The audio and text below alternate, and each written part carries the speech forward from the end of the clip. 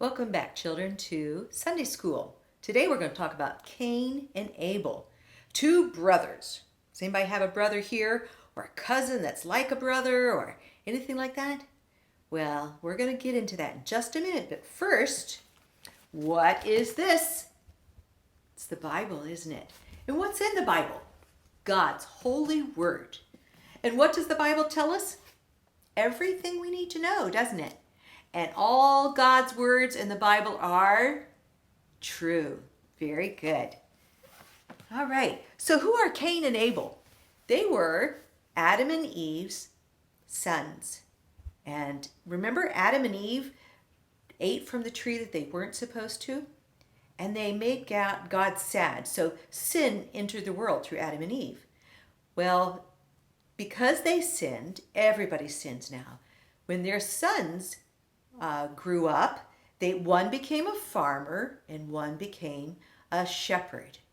And this little guy is going to stand in for our sheep. But I didn't have a sheep, so I have to pretend this little bunny's a sheep, okay? And these are my fruits that we're going to talk about in a minute. All right? So let's see what the word says. We're going to Genesis chapter 4, verse 2. It says, "Now Abel was a keeper of sheep, but Cain was a tiller of the ground. And in the process of time, it came to pass that Cain brought an offering of fruit of the ground to the Lord, and Abel also brought of the firstborn of his flock and of their fat. And the Lord respected Abel's offering, but he did not respect Cain and his offering." So let's look at this fruit. Does that look, whoa, careful sheep, does that look like good fruit to you? This might not have been what Cain offered, because it might have looked good on the inside, but the Lord was looking at the heart. And so the Lord saw that Cain's heart was not good. Just like these fruit don't look good. This apple looks good, doesn't it? So when we give things to the Lord, we should give our very best all the time, and from a heart that is happy to give, not a heart that's hard and sad to give.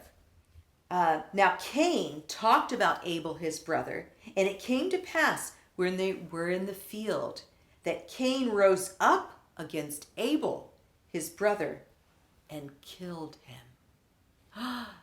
Sin was so bad in Cain's life that he took his brother's life.